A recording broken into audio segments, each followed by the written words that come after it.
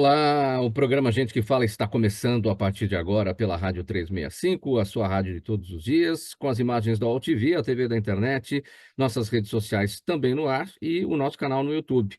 As reapresentações a partir das 5 da tarde, pela TV Aberta São Paulo, canal por assinatura na sua operadora de TV preferida, e às 10 da noite pela Rádio Cultura AM 990 de Dois Córregos, no Centro-Oeste paulista. O nosso convite a partir de agora, a gente quer você com a gente pela próxima hora. Curta, comente, compartilhe a nossa transmissão nas suas plataformas, nas suas redes sociais. Interaja também, fazendo perguntas aos nossos convidados de hoje, no nosso WhatsApp, 973350038. Mais uma vez, 973350038. Eu sou o Mauro Friesman, vamos dar o pontapé inicial em mais uma semana por aqui. O que eu sempre digo às segundas-feiras, vamos com saúde, com empenho e com dedicação aqui na nossa jornada. Então vamos conhecer os nossos convidados de hoje, que vão analisar, vão tratar dos temas propostos na nossa pauta. Antônio Fernando Pinheiro Pedro, advogado, consultor ambiental, editor da revista Ambiente Legal, ele é especialista em direito privado e processo civil. Tudo bem, Pinheiro Pedro? Bem-vindo, obrigado por colaborar mais uma vez com a gente. Obrigado, meu Friesman. Prazer estar aqui com você.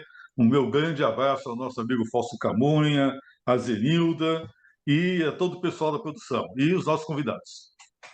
Vamos lá, seguindo aqui com as apresentações. Milton Flávio, médico, doutor Milton, ex-deputado estadual, atual assessor da presidência da FAPESP, Fundação de Amparo à Pesquisa do Estado de São Paulo. Milton Flávio, bem-vindo mais uma vez com a gente. Você está bem? Prazer estar aqui com vocês mais uma vez, com essa mesa seleta para comentar assuntos que seguramente vão interessar aquele que nos ouve e assistem. Também na bancada do Gente que Fala de hoje, Cândido Vacareza, doutor Vacareza, médico, ex-deputado estadual, ex-deputado federal. Tudo bem, Vacareza? Bem-vindo aqui com a gente mais uma vez. Muito obrigado, Mauro. Um abraço para você, o Camunha. Quero cumprimentar o meu colega de Assembleia Legislativa, Milton Flávio, com quem aprendi bastante, e cumprimentar o Antônio Pedro. E para mim é uma satisfação estar aqui no teu programa mais uma vez. Obrigado, Vacareza, aqui pela presença e pela colaboração sempre com a gente. Roberto Maluf, também na bancada do Gente que Fala de hoje, publicitário, especialista em comunicação governamental e marketing eleitoral. Tudo bem, Maluf? Bem-vindo. Mas olha, vamos aqui ao nosso primeiro assunto desta segunda-feira, pós-eleições municipais, para dizer o seguinte. E aí, gente, quem vai ser o próximo prefeito de São Paulo? É o atual prefeito, Ricardo Nunes, ou o deputado federal Guilherme Boulos?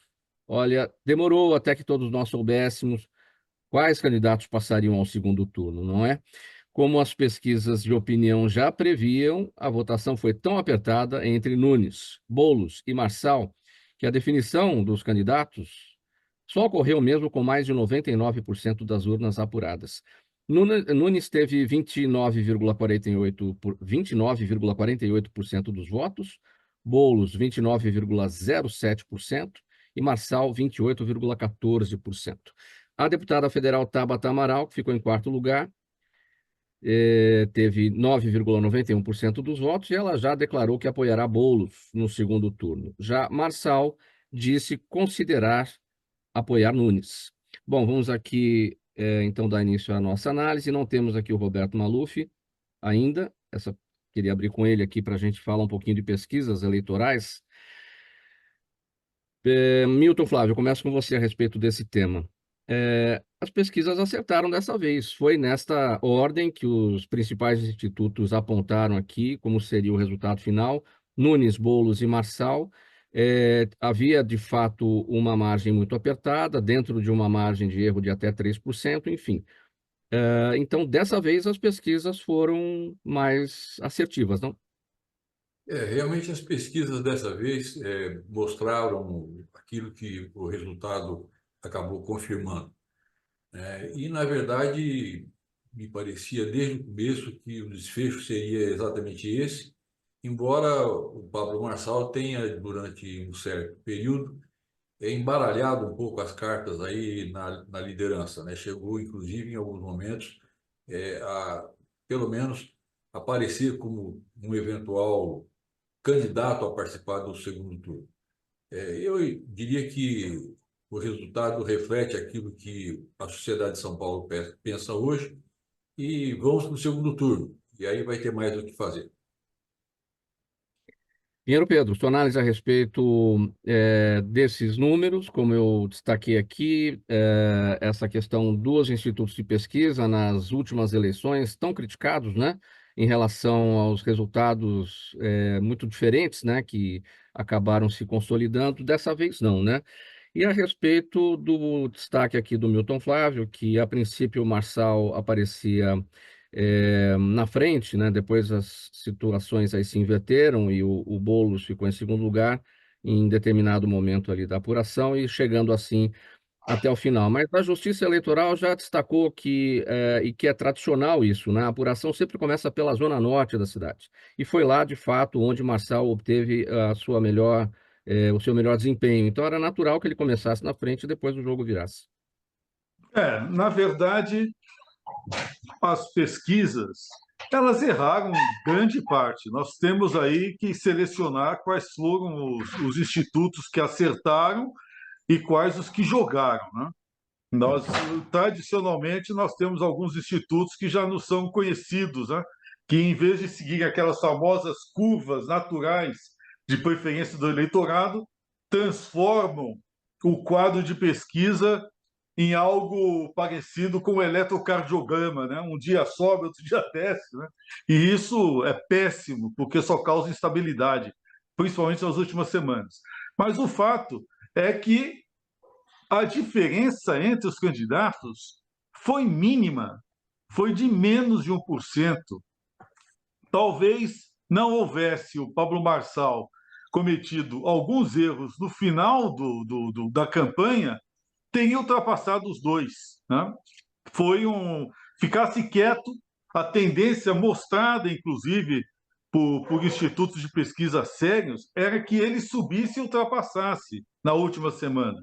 Mas quis o destino e a falta de estratégia que ele acabasse tropeçando no último minuto, o que favoreceu também duas manobras importantes.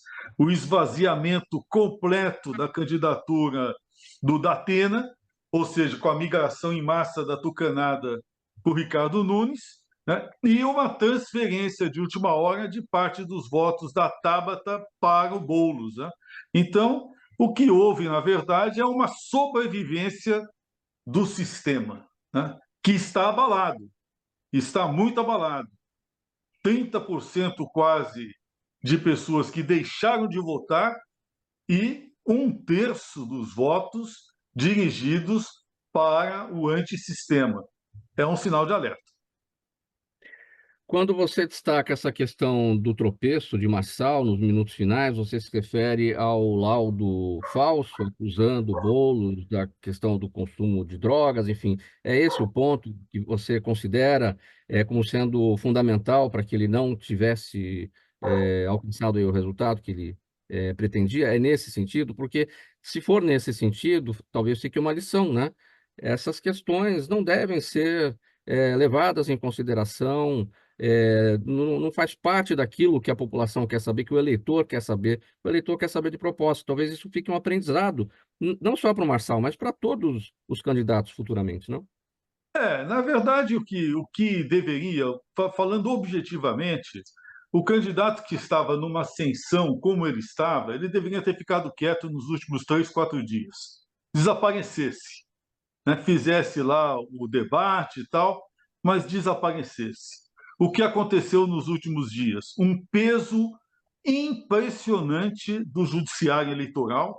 Nós temos que observar uma coisa gravíssima que está acontecendo no Brasil, que é o excesso de judicialização, né? Esta quebra sistemática das redes sociais do candidato é algo inaceitável em qualquer regime democrático, né? E o que nós temos hoje é uma judicialização e pendendo, né? Fazendo viés, né? Dentro da campanha. Então, esse foi o primeiro problema. E por que isso ocorreu?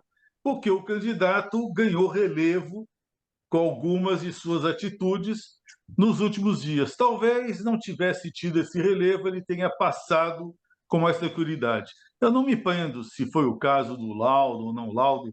Ele, na verdade, deveria ter ficado em low profile nos últimos dias. Cândido Vacarezza, a eleição em São Paulo, então, definida já praticamente no final da apuração das urnas, né? Os nomes que vão disputar o segundo turno. O que foi que aconteceu na sua avaliação, o aperto nessa chegada final, o que apontaram aí os institutos de pesquisa, enfim.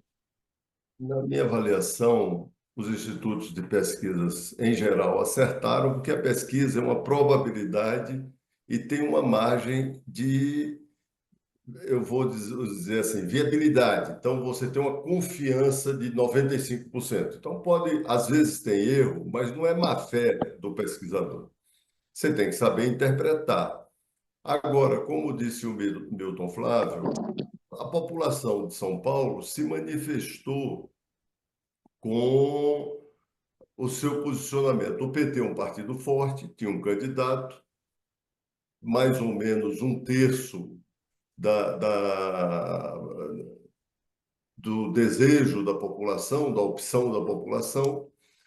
O bloco, representado pelo Nunes, também tinha mais ou menos um terço, e tem um segmento da população com posições assim bastante. Precisa melhor avaliar o que significou o Marçal, mas ele vinha crescendo e acho que ninguém sabe o que teria sido se ele não tivesse feito ou divulgado aquele laudo médico falso. Aquilo eu acho que tirou bastante votos dele. O fato agora é o seguinte: ninguém sabe o que teria sido se ele tivesse tido outro comportamento e tal. As pessoas costumam dizer, não, mas se tivesse mais 2 dias de campanha, poderia mudar o resultado. Mas não tem. As regras são essas, a situação posta é essa, são os dados da realidade. Nesse dado da realidade, vai para o segundo turno o Nunes e o Boulos. A minha avaliação é que o Nunes leva vantagem, porque tem uma frente muito mais ampla, heterogênea, que tem pessoas com opções mais à esquerda, pessoas com opção à direita. Já governa São Paulo e faz um bom governo, com bastante obras, com intervenções urbanas bastante significativas e com ação concreta na saúde, por exemplo, que eu acompanho de perto, bastante significativas, e tenho que mostrar. Mas a eleição é muito difícil, porque, como eu disse, o PT é muito forte. O PT elegeu a maioria dos vereadores aqui, mesmo sem ter candidato fazendo a campanha por 13. Então, é uma disputa que, agora, no segundo turno, vai ser uma disputa programática. E nessa disputa programática, eu acho que o Nunes vai levar vantagem. Também vai ser apertado, não é vantagem de folgada. Sim. Roberto Maluf, sua análise, eleição em São Paulo, a definição, portanto, do prefeito Nunes e do deputado federal Boulos, indo para o segundo turno, e esse aperto aí no final, né, praticamente já com 100% das urnas, ficamos sabendo que os dois iriam, né? Sim. Então, o Vacarezza fez uma observação bem importante com relação ao Marçal. Ele foi uma figura que tirou a polarização dos dois principais players, né? O que gostaria de fazer uma observação com relação à estratégia do Marçal é que precisava saber qual era a real intenção dele. Se ele está pensando numa campanha de governo ou de presidência e, eventualmente, a campanha de prefeitura, se ele passasse para um segundo turno ou, eventualmente, ganhasse, seria um bônus, vamos dizer assim. Ele precisava ver até onde ele tinha munição para continuar aquela estratégia que ele estabeleceu. A questão do laudo que ele apresentou, realmente, eu acho que foi um tiro mal dado, uma falta de estratégia. Pensando no segundo turno, Boulos e Nunes, realmente, Nunes tem uma vantagem, por já ser o prefeito, ele tem aí as suas obras para apresentar, ele tem uma coligação bastante ampla, Um segundo turno fica 0-0, ou seja, os dois vão ter tempo igual na televisão, no rádio. As mídias sociais vão ter uma importância talvez um pouco mais esvaziada nesse momento, porque o elemento Marçal fora das redes sociais e fora do segundo turno tira um pouco o interesse do eleitor nas redes sociais. Então, acho que a TV vai ter um peso muito maior agora, provavelmente, e acredito que vai ser uma disputa bastante apertada. Eu não acredito que o Nunes tenha uma grande vantagem nesse momento. Essa é a minha visão. Mauro, Sim, posso Milton. dar um. Só queria, até agora isso não foi falado. Eu acho que quando a gente analisa aí as várias questões que foram colocadas, é muito difícil você estabelecer qual foi a razão principal para que essa eventual não ida do Pablo Marçal para o segundo turno. Mas eu queria destacar aqui a participação do governador do estado, né, que o Tarcísio abraçou a candidatura do Nunes, se expôs em alguns momentos, se contrapôs, inclusive, ao ex-presidente Bolsonaro.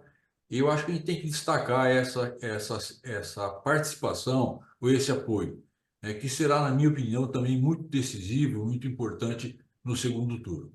Eu acho que essa questão não foi ainda destacada, mas eu gostaria de reforçar o papel relevante que teve nessa eleição o governador do estado de São Paulo. Maluf, quero repercutir o seguinte com você. A respeito de transferência automática de votos, a deputada Tabata já declarou que votará em bolos. Isso não significa subir no palanque, são palavras dela, mas é a tentativa de fazer uma transferência automática daqueles que votaram nela, votarem em bolos. Faz sentido, é natural, ela é do PSB, que é o partido do vice-presidente Geraldo Alckmin, que está com Lula, que é o padrinho de Boulos, então tudo isso faz sentido. Agora, no caso de Marçal, ele disse que ele pode considerar apoiar Nunes, desde que Nunes preste atenção em algumas ideias dele e isso seja aproveitado lá pela campanha, pelo plano de governo de Nunes. Só que a gente tem toda uma situação que aconteceu aí ao longo do caminho, que a briga toda que houve e essa provocação toda que houve de Pablo Marçal, especialmente nos ataques a Nunes. Como criar esse apoio agora? Como que ele pode criar esse apoio? Como que o Nunes pode aceitar esse apoio depois de apelidos jocosos, esses apelidos pejorativos que foram aplicados por Marçal o tempo inteiro? Enfim, que tipo de mensagem isso traz para a sociedade? Aqueles que ficaram brigando ali, agora estão juntos e vai dar apoio? Como é que isso fica? Olha, tradicionalmente, o Mauro e os amigos que estão nos acompanhando, durante todos os meus anos de campanha, em várias situações, a gente, como coordenador de campanhas, parou para analisar esse tipo de apoio. A análise que a gente sempre fazia era através de pesquisas qualitativas e quantitativas. E o apoio de um candidato nem sempre é bem visto pelo eleitorado. Vou citar um exemplo, vai? No caso do Marçal apoiando o Nunes, ele atacou o Nunes o tempo inteiro de forma bastante agressiva, atacou de uma forma bastante incisiva, com acusações de crimes e tudo mais. Normalmente, o eleitor do Marçal, que votou na concepção, na ideia do Marçal, não vai pular para a seara do Nunes automaticamente. Sim. Ele vai por exclusão, vamos dizer assim. Ele vai querer votar, o eleitor do Marçal vai votar no Boulos? Acho praticamente impossível, pelo tipo de postura do próprio candidato. No caso da Tabata, por exemplo, deve fazer uma transferência um pouco mais suave para alguns eleitores do Boulos, ou seja, ela deve transferir para o Boulos alguma coisa, mas vai transferir todos? Não. Existe também uma coisa que aparece sempre nas pesquisas qualitativas, quando a gente vai falar sobre essa questão da transferência, o eleitor, ele às vezes esse apoio como se fosse uma negociata. eu te apoio e você me dá um cargo, você me dá uma secretaria, você coloca uma equipe minha no segundo escalão, no terceiro escalão. Isso aparece muito nas pesquisas. Então, eu acho que a transferência de voto por simples apoio não é uma coisa que vai acontecer com muita facilidade. Eu acho que vai acontecer mais por exclusão, olha, não voto de jeito nenhum neste, vou votar naquele. Então, esse é o meu entendimento, e é o que aparece muito nas pesquisas qualitativas quando a gente vai testar o apoio de algum candidato para outro no eventual segundo turno. Muito Ó, bem, gente. dar meu pitaco, Diga lá. essa questão, na verdade, ela é gravitacional, né? Por gravidade, no segundo turno, o que vai valer é o índice de rejeição, que no caso do Boulos é enorme. Né? Um cara que entra no segundo turno com uma rejeição de 50%, né, vai ter que suportar aí realmente uma carga negativa, né, de pessoas que não têm nenhum interesse em vê-lo eleito. A rejeição do Nunes é menor. Por outro lado, a gente tem que entender um pouco qual é a estratégia disso tudo. Eu falo aqui um pouco como um testemunho, né? Eu fui um dos primeiros, fui secretário do Nunes, saí, né? Depois articulei a candidatura com o Ricardo Salles, foi um dos primeiros a lançar a candidatura do Ricardo. O Ricardo estava postado em cima de uma promessa do Valdemar de liberá-lo para poder sair candidato por outro partido. O Valdemar fechou as portas, deixou o Ricardo trancado, não tinha condições de sair sob pena de perder o mandato. E aí começou a surgir a possibilidade de se abrir a vaga e se colocar um candidato antissistema. O fato é o seguinte: a direita, ao contrário da esquerda, que hoje está absolutamente submetida a uma liderança única e populista e muito fraca, diga-se de passagem, que é a do Lula, está caindo, está literalmente podre. A direita não. Ela lançou várias novas lideranças. O peso que o governador Tarcísio está jogando em cima da improvável candidatura do Ricardo Nunes, improvável para a estratégia da direita nas próximas eleições, vai lhe custar muito caro daqui a 2 anos. Isso eu posso lhe dizer com tranquilidade, vai custar caro ao Tarcísio, porque essas eleições demonstraram que a direita está buscando efetivamente novas lideranças e elas estão despontando com muita rapidez e com gente jovem, gente nova, e alinhada com o que está acontecendo a nível mundial. É uma reação global. Fizemos uma análise que eu acho muito interessante, agora eu posso revelar. Numa das nossas conversas, ficou muito claro, puxa, se a esquerda ganha em São Paulo, a direita leva tudo em 26. Isso já aconteceu várias outras vezes. Geralmente as gestões petistas são um desastre do ponto de vista de gestão. Então, isso facilita muito para a direita levar tudo, né, no segundo momento, nas eleições de caráter nacional. Agora, nós vamos ter um problema. Um candidato para a reeleição, que tem probabilidade de se manter, vai enfrentar uma batalha jurídica, institucional e contábil enorme com relação aos passivos que ele vai ter que administrar com referência aos problemas de gestão que vão despontar, com certeza, a partir do momento em que o Ministério Público começar a agir. Isso não dá dúvida, né? Já está muito claro isso, já há movimentações, inclusive, na própria Câmara Municipal, que agora ficou renovada, né? Em quase metade. Então, o ambiente é o seguinte: fosse eu, vou falar aqui por mim, o Pablo Marçal, eu simplesmente ficaria quieto. Não precisa fazer nada. Aguarda os acontecimentos. Vamos seguir. Programa Gente que Fala, edição de segunda-feira, 365, sua rádio de todos os dias, AllTV, TV da internet, redes sociais, YouTube e as retransmissões. 5 da tarde, TV aberta São Paulo, canal por assinatura na sua operadora de TV preferida, e às 10 da noite, pela Rádio Cultura AM 990, de Dois Córregos, no Centro-Oeste paulista. O resultado do primeiro turno das eleições municipais confirmou um cenário que vinha sendo apontado pelas principais pesquisas de intenção de voto já há algumas semanas.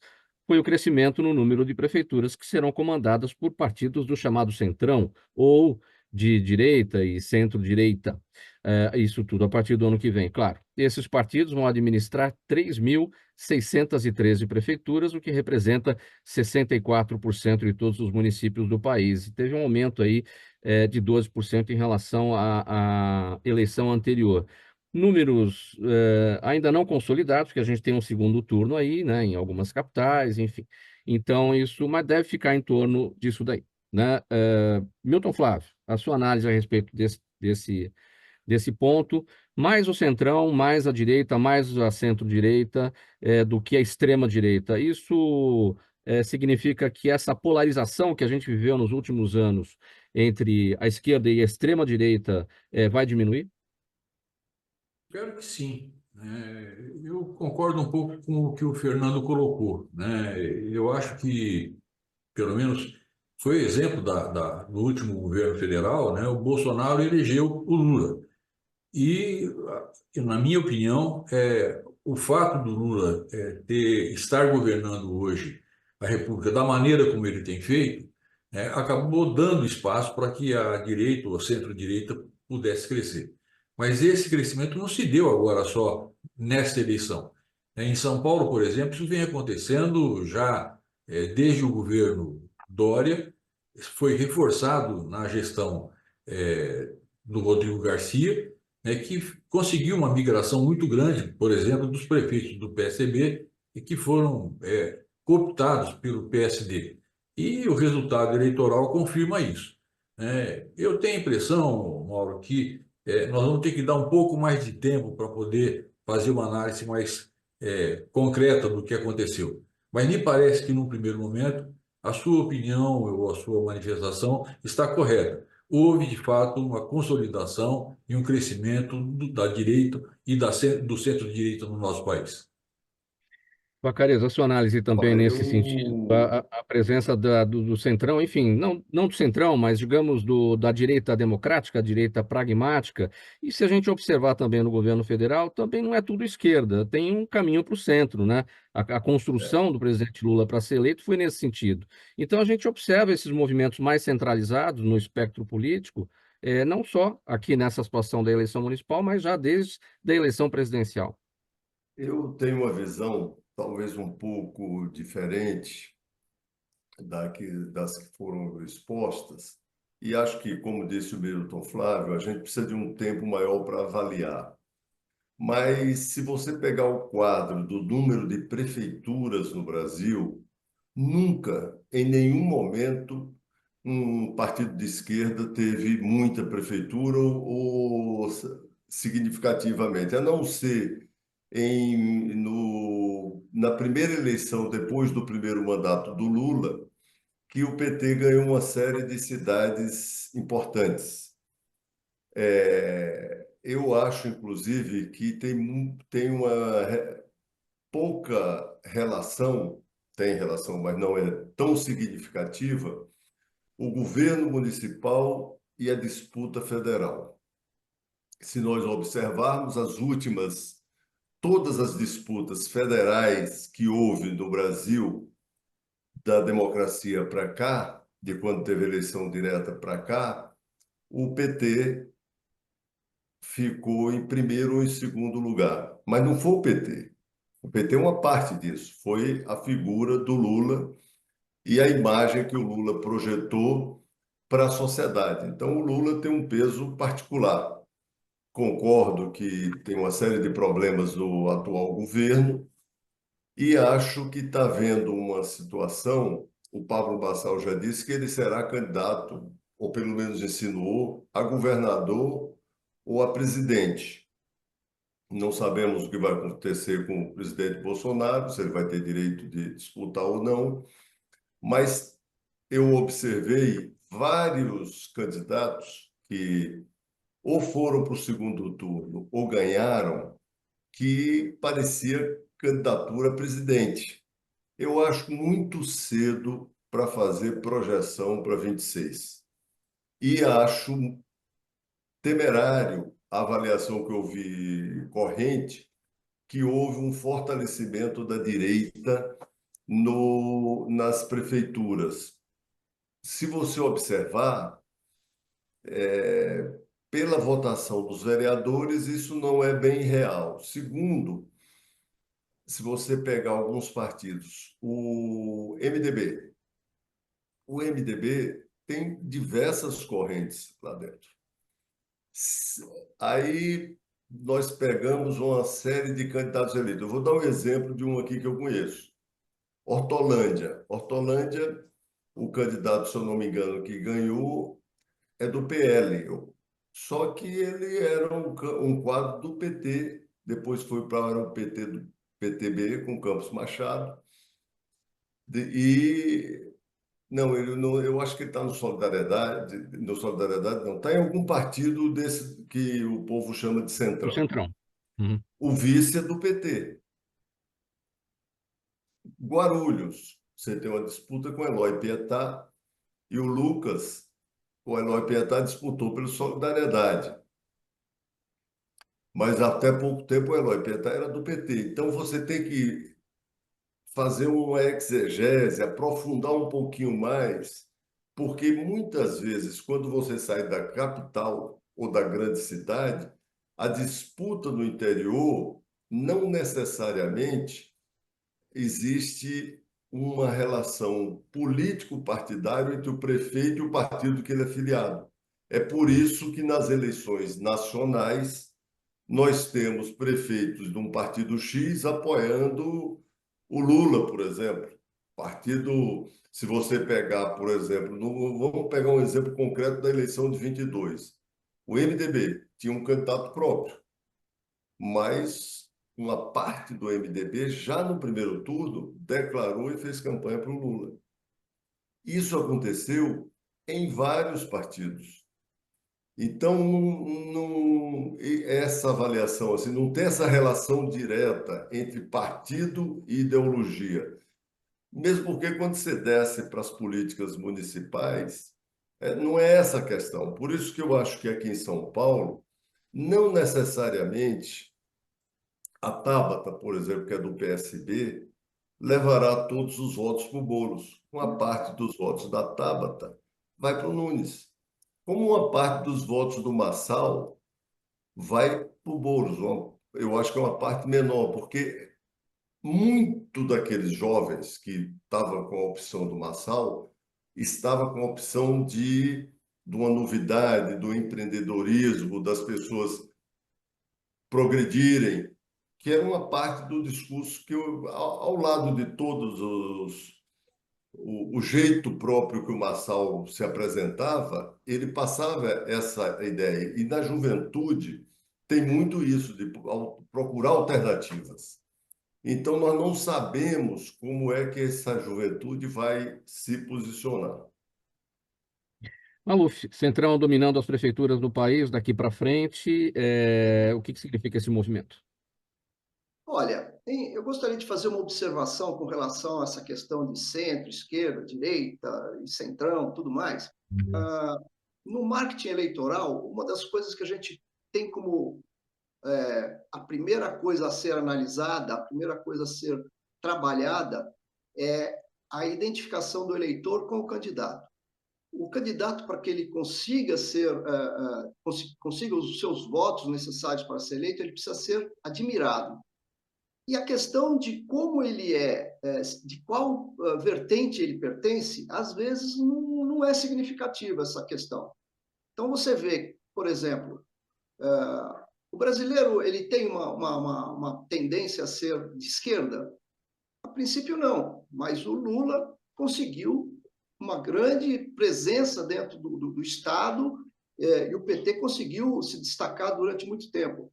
como o Vacarezza disse, o PT tem maioria no país? Não, não tem, mas isso não quer dizer que não seja importante.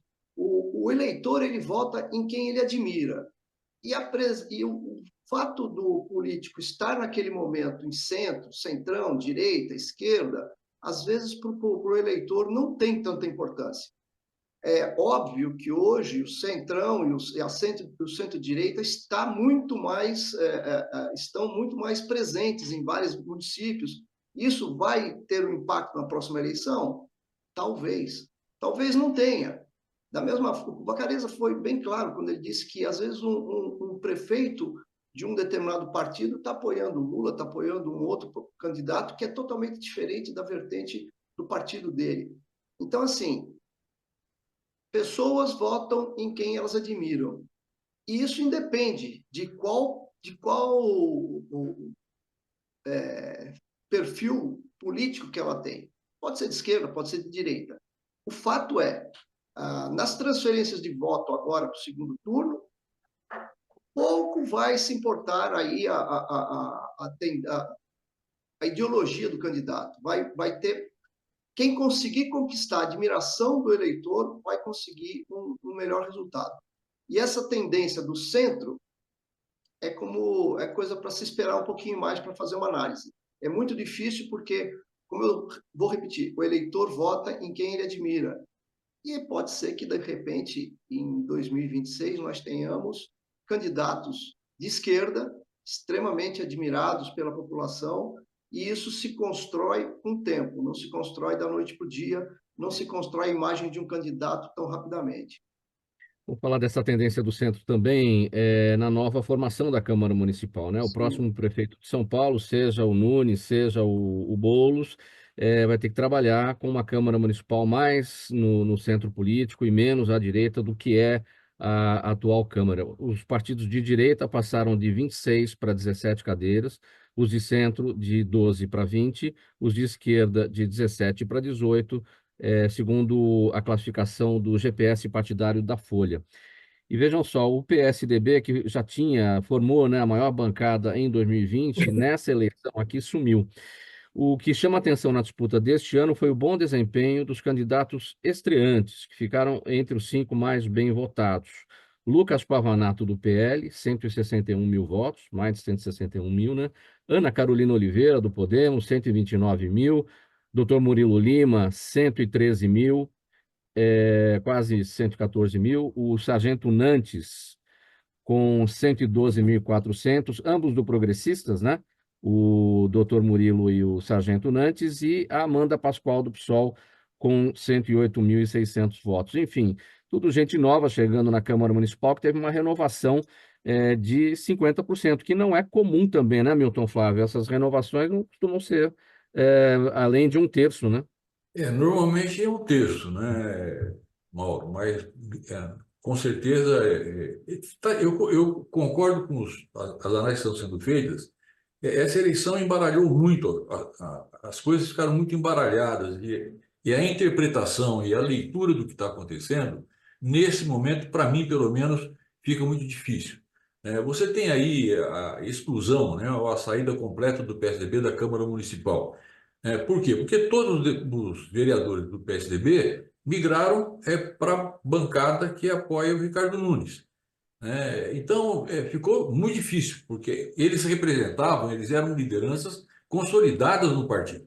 E não é fácil, e não foi fácil para o PSDB conseguir encontrar nomes que pudessem, nesse momento, representá-los. Sobrou praticamente o Mário Covas Neto. Eu não sei, eu acho que a coisa ainda está para ser avaliada. Eu só queria fazer até provocar um pouco o Roberto, né?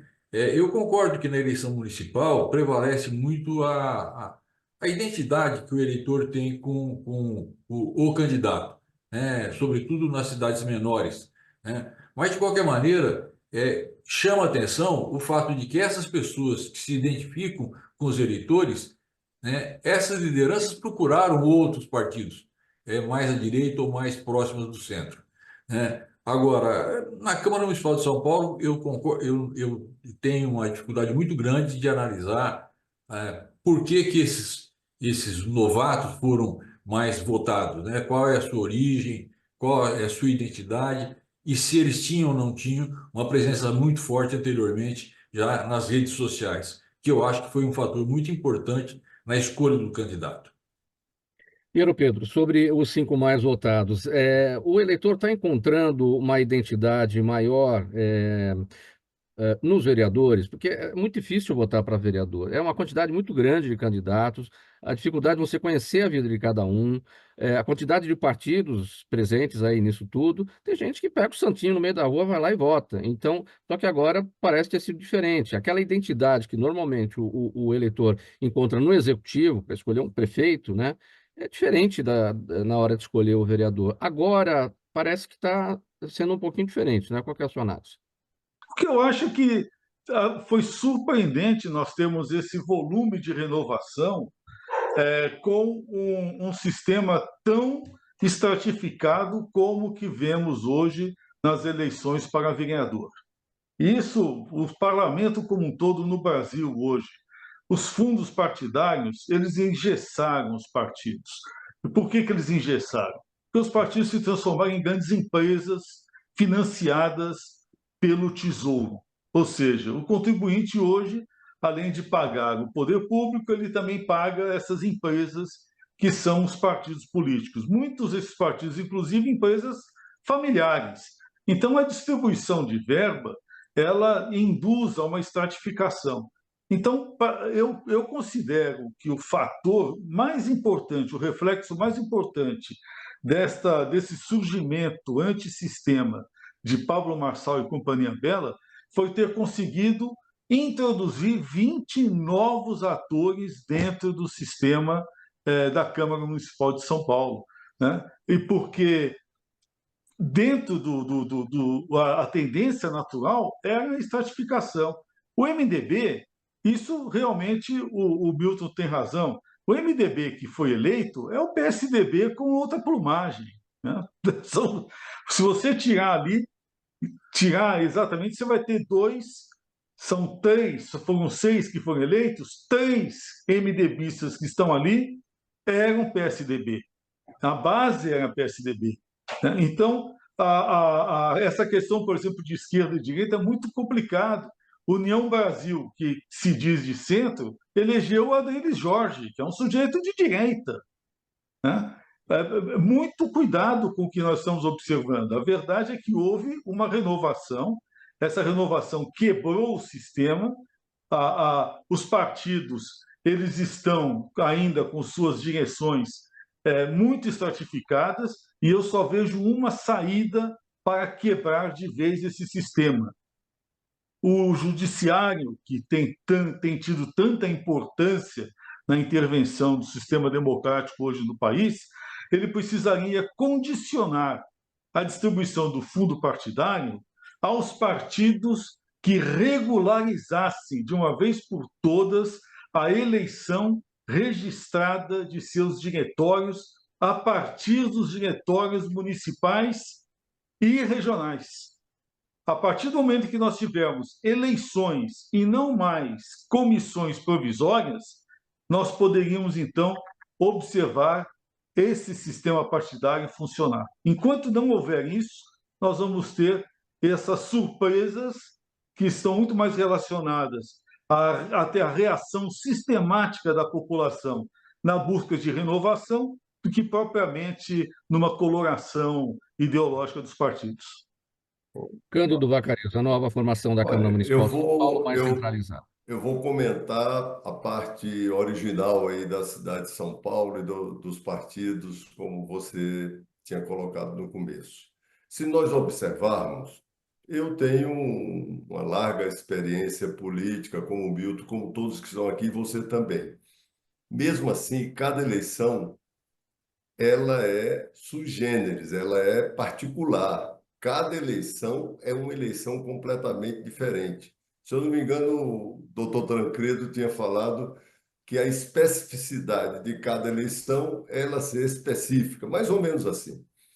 Então, eu avaliava, por exemplo, que o PT ia diminuir o número de vereadores, porque não tinha o Suplicy que teve uma votação talvez a maior para vereador que já tivesse tido aqui em São Paulo. O Suplicy é estadual. E não tinha um candidato com o 13. O candidato era 50. O PT, a federação do PT elegeu 10. Tinha eleito 8 antes. Elegeu 10. 8 do PT, um do PV, um da Rede, se eu não me engano, é PV, e um do PCdoB. Mas o PT tinha 8, elegeu 8. Teve uma pequena renovação lá. Não sei se alguém perdeu o mandato lá, acho que ninguém perdeu o mandato. Mas tem uma particularidade no Brasil que a gente precisa entender.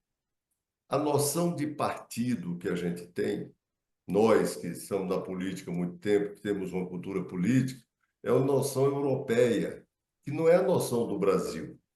De 64, o Brasil teve pouca experiência de democracia e pouca experiência partidária. É muito porque nossa vida é curta. Mas se você imaginar, por exemplo, que os Estados Unidos têm mais de 200 anos de uma democracia, a Inglaterra, a França viveu um período ruim que foi no governo do Vichy. Mas tirando aquela parte, tem 200, 300 anos que tem partido, entendeu? Então, no Brasil, não.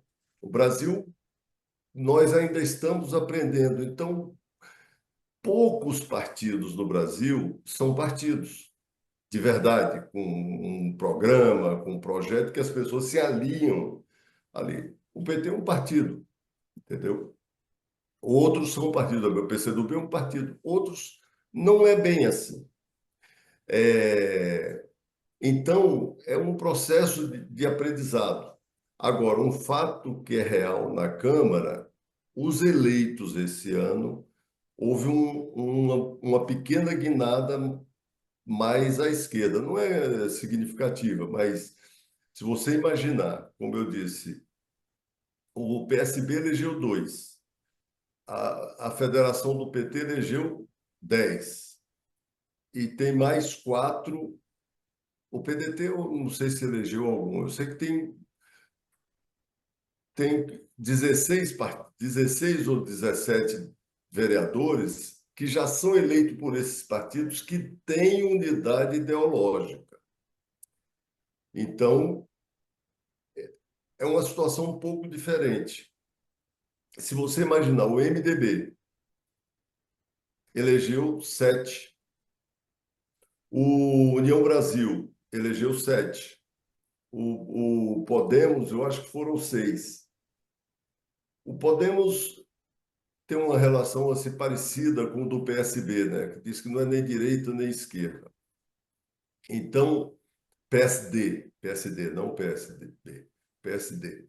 Então, nós não sabemos como é que essa Câmara vai se posicionar. Agora, o candidato, se o Nunes ganhar, que eu acho que é o mais provável, ele vai ter um conforto muito grande com a Câmara eleita. Vamos falar rapidinho agora, que a gente já está com o tempo apertado aqui no final. Milton, a decepção dessa eleição foi o Datena, né? Do PSDB. Ele começou a campanha relativamente bem, né?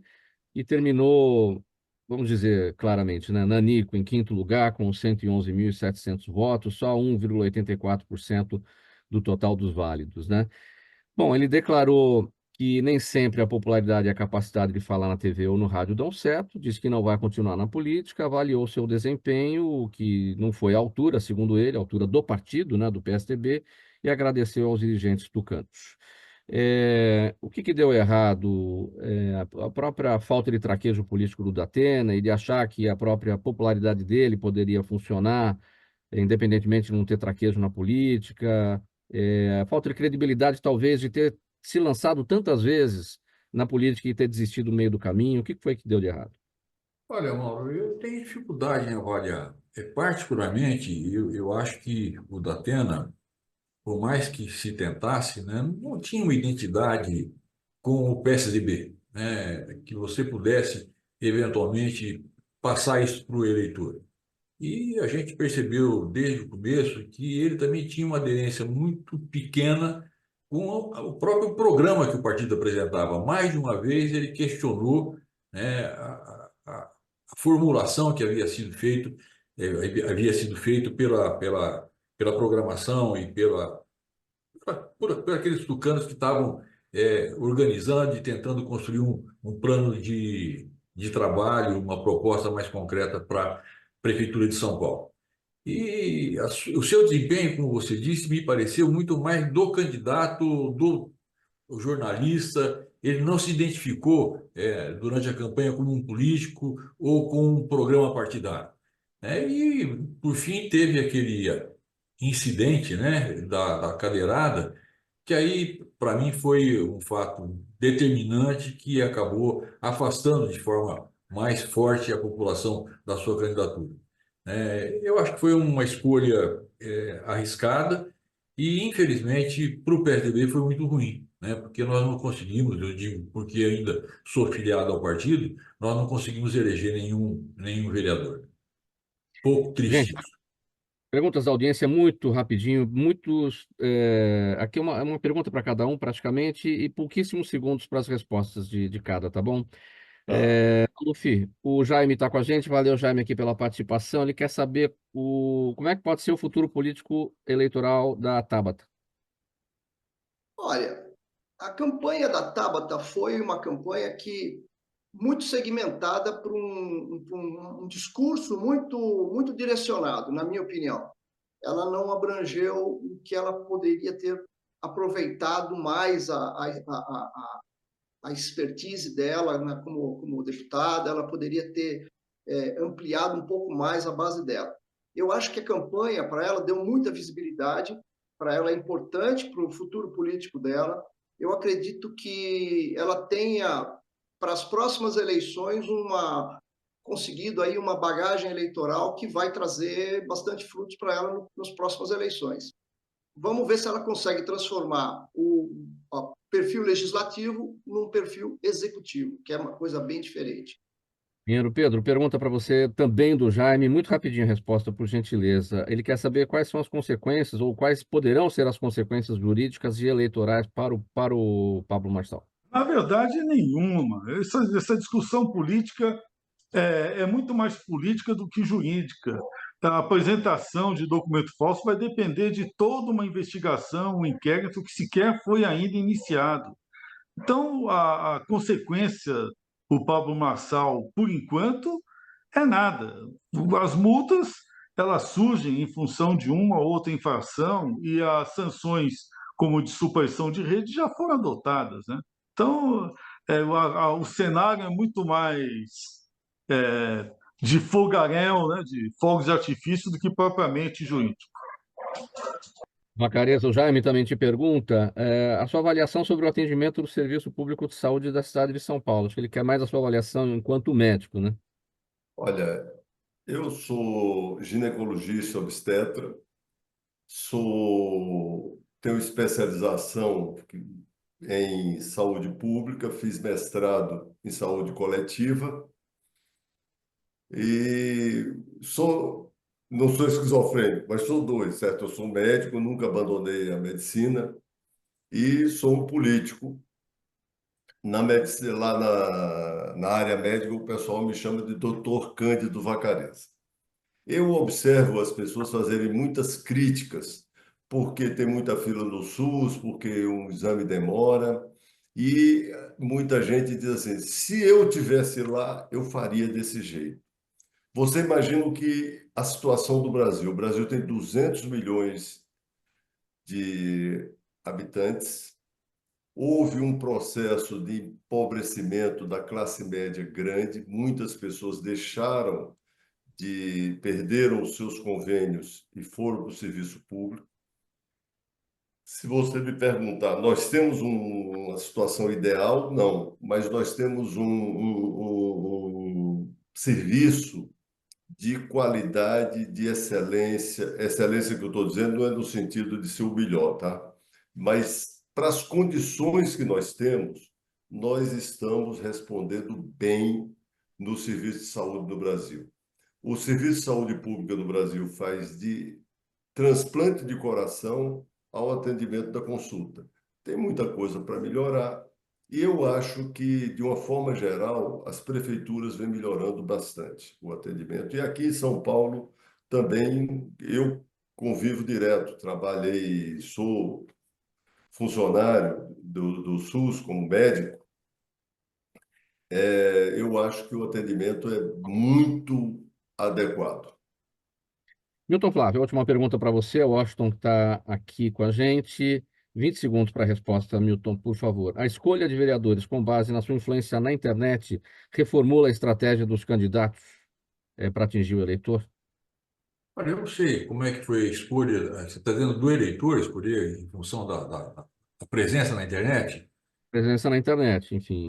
Eu acho que, infelizmente, veja bem, Mauro, a escolha dos candidatos deveria ser sempre feita em função da sua capacidade e daquilo que ele pode ou poderia devolver para a sociedade em termos de formulação de políticas públicas de qualidade.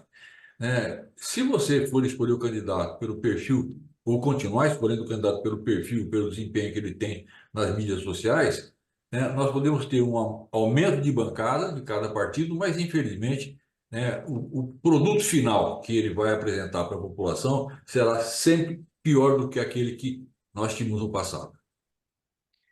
Muito bom, gente. Chegamos ao final dessa edição do programa Gente que Fala, de segunda-feira, pós primeiro turno das eleições municipais. O agradecimento a cada um aqui pela presença, pelas análises, para tentar ajudar a gente a entender o que foi que aconteceu e o que é que pode acontecer ainda no segundo turno. E estiveram com a gente o Pinheiro Pedro, Antônio Fernando Pinheiro Pedro, advogado, consultor ambiental, especialista em direito privado e processo civil, editor da revista Ambiente Legal, o Milton Flávio, médico, ex-deputado estadual, atual assessor da presidência da FAPESP, a Fundação de Amparo à Pesquisa do Estado de São Paulo, Cândido Vacareza, médico, ex-deputado estadual e ex-deputado federal, e o Roberto Maluf, publicitário, especialista em comunicação governamental e marketing eleitoral. O agradecimento a cada um em nome do programa Gente que Fala, um abraço de cada um de nós a vocês. Programa Gente que Fala há 23 anos no ar, sempre realização da ABCom. Apresentação minha, Mauro Friesman, a Zenilda Salvato, nossa diretora de produção, o jornalista Fausto Camunho, nosso diretor-geral, você do outro lado, espectador, internauta, ouvinte, a razão da nossa presença aqui sempre. A gente volta amanhã pela 365, sua rádio de todos os dias, OTV e TV da internet, redes sociais, YouTube e as retransmissões. TV Aberta São Paulo, canal por assinatura na sua operadora de TV preferida, e pela Rádio Cultura, isso às 5 da tarde. Às 10 da noite, pela Rádio Cultura AM 990, de Dois Córregos, no Centro-Oeste Paulista. Obrigado pela audiência, gente. Tchau, até amanhã.